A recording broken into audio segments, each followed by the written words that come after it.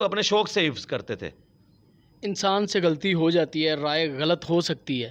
Doctor Zakir Naik بھی ہو سکتے ہیں غلط، سارے علماء ہو سکتے ہیں. کبھی ایسا لگا کہ محمد انجینئر محمد علی مرزا صاحب وہ بھی ان کی رائے غلط ہوئی ہو اور انہوں نے رجوع کیا ہو، کئی ایسا ہو موقعوں سکتا کے اوپر میں نے رجوع کیا ہے جی. غلطی تو کسی سے بھی ہو سکتی ہے اور الفاظ کے چناؤ میں بھی ہو سکتا ہے، لیکن بعض اوقات جو چیز شریعت کی گرفت میں نہیں آتی ہے اس کے اوپر میں قطعاً رجوع نہیں کبھی کرتا. اس کی وجہ یہ ہے کہ اس سے پھر ایک فتنے کا دروازہ کھل جاتا ہے. ایک بندے نے غلطی کی نہیں ہے، صرف لوگوں کو خوش کرنے کے لیے اس غلطی کو مان لے کہ یار مجھ سے یہ غلط ہوا، تو نقصان یہ ہوگا کہ اس سے ایک دروازہ کھل جائے گا. اسی لیے میں نے پچھلے دنوں ایک ویڈیو ریکارڈ کروائی ہے انجینئر محمد علی مرزا اسٹوڈنٹس کی عدالت میں 3.5 گھنٹے کی. اس میں نے کہا ہے کہ آپ نے شرعی فتویٰ بیان کرنا ہے کہ میں اگر یہ بات کر رہا ہوں تو اس کے اوپر شرعی حکم کیا لگتا ہے. اگر شرعی حکم کوئی نہیں ہے تو آپ کی ذاتی پسند ناپسند کی وجہ سے مجھے آپ گرفت میں نہیں لا سکتے. مجھے گرفت میں تب لائیں اگر میں کوئی قرآن و سنت کی حد کو پھلانگتا ہوں، پھر آپ کہیں کہ یہ کیا. مثلا میں نے کبھی کسی صحابی کا نام لیتے ہوئے رضی اللہ عنہ کہنا بھول گیا تو اس پہ کوئی شرعی گرفت نہیں ہے. بخاری مسلم میں ہزاروں احادیث میں صحابہ کے نام کے ساتھ رضی اللہ عنہ نہیں ہے، امہات المومنین کے ساتھ نہیں ہے، لیکن کسی نے نہیں گستاخ کہا. ان عائشہ ان ابی ہریرہ 7 حدیث سٹارٹ ہوئی ہے. ایک چیز کو محدثین نے پروٹوکول کہا، وہ نبی علیہ السلام کا تھا کہ صلی اللہ علیہ وآلہ وسلم لکھتے تھے. تو اگر امام بخاری امام مسلم صحابہ کے ناموں کے ساتھ رضی اللہ عنہ لکھتے بھی ہیں، زیادہ جگہ نہیں لکھتے، وہ لکھ کے اگر گناہگار نہیں ہوئے، گستاخ نہیں ہوئے، تو میں کیوں ہو گیا؟ ٹھیک ہے، میں تو پھر بھی زیادہ دفعہ استعمال کرتا ہوں. میں تو علیہ السلام بھی کہتا ہوں، میرے پمفلٹوں میں بھی پورا حضرت معاویہ کے ساتھ رضی اللہ عنہ لکھا ہوا ہے، باقیوں تو چھوڑ دیں، ان کے ساتھ بھی ہم رضی اللہ عنہ کہتے ہیں. تو ہم سے شرعی اختلاف کوئی کرنا، میں نے رجوع کیا ہے. مثلا میں نے اس بات کے اوپر رجوع کیا کہ میں پہلے یہ موقف رکھتا تھا کہ مٹھی کے بعد داڑھی رکھنا بہتر ہے. پھر مجھے اندازہ ہوا کہ نہیں، یہ میرا موقف غلط ہے. صحابہ اکرام مٹھی سے زیادہ داڑھی کو بڑھنے نہیں دیتے تھے. حضرت ابو ہریرہ، حضرت ابن عباس اور ابن عمر، تینوں صحابہ داڑھی حدیثیں روایت کرتے ہیں اور تینوں مٹھی کے بعد داڑھی کاٹتے ہیں. اور ان کا موقف ہے کہ چونکہ نبی علیہ السلام کی داڑھی نہر تک تھی اور لمبی نہیں ہوئی مٹھی سے زیادہ، وہ بڑھنے نہیں دیتے تھے.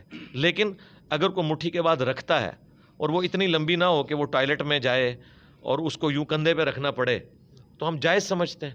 لیکن اگر کوئی مٹھی کے بعد داڑھی کاٹتا ہے، ہم اسے زیادہ بہتر سمجھتے ہیں بجائے اس شخص کے کہ جس کی داڑھی لمبی ہے. پہلے ہم کہتے تھے جس کی لمبی ہے وہ بہتر ہے، لیکن بعد میں اس کے اوپر رجوع کیا. اور کئی ایسی چیزیں جس پہ میں نے آج تک رجوع نہیں کیا، حالانکہ جذبات کی روشنی میں میں وہ کام نہیں کرنا چاہتا، لیکن مجبوراً کرتا ہوں.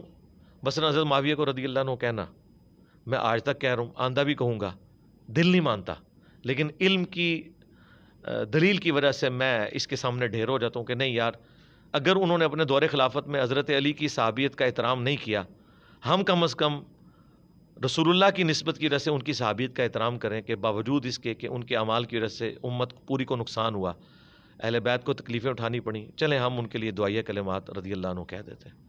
یہ میری غلطی ہے جو شاید قبر تک میرے ساتھ جائے، جس پہ میرا رجوع بھی نہ آئے. بہت شکریہ آپ کا جی. نوجوان نسل کو کوئی میسج دے دیں مختصر سا. ایک ہی مختصر میسج ہے کہ مرنے سے پہلے اے مسلمان کر لے اس پہ غور، کتابوں کا خدا اور ہے، بابوں کا خدا اور. اگرچہ بابے بھی اسی خدا کو مانتے ہیں، لیکن انہوں نے آپ کو تعارف وہ نہیں کروایا جو آسمان سے نازل ہونے والی وہی قرآن و سنت میں ہے. تو آپ مہربانی کریں قرآن و سنت کو خود پڑھیں اور آپ یہ دیکھیں کہ دین وہ ہے جو آسمانوں سے نازل ہوا ہے. دین زمین میں کوئی بنا نہیں سکتا. زمین کا کوئی شخص اگر کوئی ایسا دین بیان کرتا ہے جو آسمان سے نازل نہیں ہوا، کتاب و سنت کے اندر موجود نہیں ہے، تو چاہے وہ نبی علیہ السلام کے دور کا انسان ہے یا آج کے دور کا انسان ہے یا قیامت تک آنے والا آخری انسان ہے، آپ اس کی بات کو جوتے کی نوک پہ رکھ کے پھینک دیں. اور اگر وہ من و ان ویسے ہے جیسے کتابوں میں موجود ہے، تو چاہے آج کے دور کا انسان ہے، چاہے نبی علیہ السلام کے دور کے انسان ہے یا قیامت کی صبح تک آنے والا انسان ہے، آپ اس کی بات کو لے لیں اللہ اور اس کے محبوب کی نسبت کی وجہ سے صلی اللہ علیہ وآلہ وسلم. آخری کویشچن یہ میں بھول گیا تھا معذرت کے ساتھ. بند مقام میں تبلیغ کا سلسلہ ابھی تک آپ کا جاری ہے بند مکان میں، تو کھلے میدانوں میں تبلیغ کب آغاز کریں گے آپ اوپنلی؟ دنیا کا کون سا میدان ہے جہاں پہ ہماری بات نہیں ہو رہی؟ دنیا کا کون سا گھر ہے، کون سی بیٹھک ہے اور کون سی مسجد ہے، کون سا گراؤنڈ ہے جدھر لوگ ہماری ویڈیوز لگا کے نہیں بیٹھے ہوئے؟ میرا خیال ہے ہم سے زیادہ تو کوئی اوپن ہی نہیں ہے. نہیں، اس بند کمرے کے علاوہ اوپنلی دوسرے علماء کی طرح دوسرے علماء بھی اب کوئی اوپنلی تو کوئی بھی نہیں آتا. میرا خیال ہے پاکستان میں تقی عثمانی صاحب نے کبھی کسی گراؤنڈ میں کوئی جلسہ نہیں کیا. دکھا دیں مجھے اگر کیا کسی نے. تقی عثمانی صاحب کے علاوہ اور بھی لوگ موجود ہیں. باقی تو جب ہم تو بڑوں کی بات کریں گے نا, چھوٹے بچوں کی تو بات ہم نے کرنی نہیں ہے نا. دیکھیں امت کے لیے رول ماڈل جو ہیں وہ تو بڑے علماء ہیں نا, جو دین کا کام کرنے والے ہیں. تو ان میں سے کون ہے جو اوپن آ کے کر رہا ہے؟ ٹھیک ہے, الیاس قادری صاحب کرتے تھے اوپن, اب وہ بھی ویڈیو لنک پہ چلے گئے ہیں. تو ضرورت نہیں ہے. اس کی وجہ یہ ہے کہ اصل مقصد لوگوں تک بات پہنچانا ہے.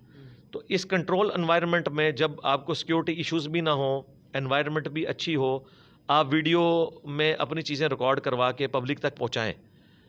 اس کی بجائے آپ گراؤنڈ میں کھڑے ہوں, سیکیورٹی ایشوز ہوں, لوگوں کو بھی مصیبت میں ڈالیں گرمی کے اندر, ان کا پسینے بھی چھوٹ رہے ہوں, ان کو آنے کی مشقت بھی اٹھانی پڑے. اس کی بجائے یہ نہیں ہے. اور پھر سب سے بڑی بات, یہ لوگ اپنے گراؤنڈز کے اندر مسجدوں میں جتنے مجمع بھی اکٹھے کر لیں, اس کو آپ 1000 سے ملٹیپلائی کریں تو اس سے زیادہ ہماری ویڈیوز کی ویورشپ ہے. اینڈ رزلٹ تو یہ ہے نا. ہاں, ہم نے عام کھانا نا, پیڑ تو نہیں گننے, ٹھیک ہے نا. یہ ایک جمعہ پڑھا کے خوش ہو جاتے ہیں, یار جمعے میں کتنا بندہ ہوگا, 200, 250, 1000, 2000, 10,000. ہماری ویڈیو اپلوڈ ہوتی ہے تو 24 گھنٹے کے اندر 1 لاکھ کراس کر جاتی ہے الحمدللہ. تو ان کو تو 1 لاکھ مختلف لوگوں نے کبھی زندگی میں نہیں سنا ہوتا. ان کے جو 2-2.5 ہزار ہیں وہ ہر دفعہ وہی جمعہ پڑھنے آتے ہیں, ٹھیک ہے, اور وہ بھی اسی علاقے کے. ہمیں تو دنیا کی ہر جگہ سنا جا رہا ہے الحمدللہ. تو ہمیں کیا ضرورت ہے؟ حق کی بات منوانے کے لیے بڑی مشکلات بھی آتی ہیں. میرے علم میں ہے کہ سوشل میڈیا کے تھرو پتہ چلا تھا کہ آپ کے اوپر FIR کٹی تھی, آپ کو اریسٹ بھی کیا گیا تھا. کیا اس میں کوئی صداقت ہے اور کیوں کیا؟ ہوئے تھے واقعات, اس طرح کے واقعات پہلے بھی ہوئے, آندہ بھی ہوں گے. یہ کوئی اتنے اہم ہی نہیں کہ ہم اسے ڈسکس کریں. ہمارے تھوڑا سا نہیں, ضرورت نہیں ہے. دیکھیں اس سے بڑی ایکٹیویٹی تو ہمارے ساتھ یہ ہوئی ہے نا کہ مرڈر اٹیمپٹ ہوئی ہیں 2 دفعہ. ہاں جی. تو FIR تو بڑی چھوٹی چیز ہے. تو FIR تو اس کے بعد بھی کافی ہوئی, FIA میں بھی خود بخود ہی فارغ ہو گئی, ختم ہو گئی وقت کے ساتھ. یہ کوئی اہمیت نہیں ہے. ہمارا ٹائم اس سے زیادہ قیمتی ہے کہ ہم اسے ڈسکس کریں. اتنے مہمان آتے ہیں, لاکھوں روپیہ خرچ کرتے ہیں, فری کتابیں دیتے ہیں, لٹریچر دیتے ہیں آپ, تو آپ کا سورس آف انکم کیا ہے ویسے؟ سورس آف انکم یہ ہے کہ میں نماز پڑھتا ہوں, اس کے بعد مصلی اٹھاتا ہوں, اس کے نیچے دیکھتا ہوں تو سونا ہی سونا, اور وہ ڈلی ایک نکال کے میں دیتا ہوں, عثمان بھائی جا کے بیچتے ہیں اور ہم یہ معاملات چلاتے ہیں. اور اگر کوئی کہتا ہے یہ جھوٹ بول رہا ہے تو پھر مانیں کہ آپ کے بزرگ بھی جھوٹ بولتے رہے ہیں, اوپر دیکھا تو سونا. جب تک آپ یہ جھوٹ نہیں مانتے اس وقت تک مانتے نہیں ہیں. چلے ہم مان لیتے ہیں کہ بزرگ بڑے جھوٹ بولتے تھے, لیکن اب کیا سورس ماننے سے نہیں ہوگا نا. سورس آف انکم آپ پبلکلی پوچھ رہے ہیں نا, تو پبلکلی تو میں تبھی بتاؤں گا نا جب یہ اپنے بزرگوں کا جھوٹ مانیں گے. جب تک یہ نہیں مانتے, میں نے تو کئی دفعہ بتایا کہ ہمارا یہاں پہ جتنی بھی چیزیں وہ لوگوں نے ذمہ داری کے طور پہ اٹھائی ہوئی ہیں. اگر ایک بندہ ویڈیو میں ریکارڈنگ کر رہا ہے تو وہ علمی کتابیں مرنے سے پہلے اے مسلمان کر لے اس پہ غور. کتابوں کا خدا اور ہے, بابوں کا خدا اور.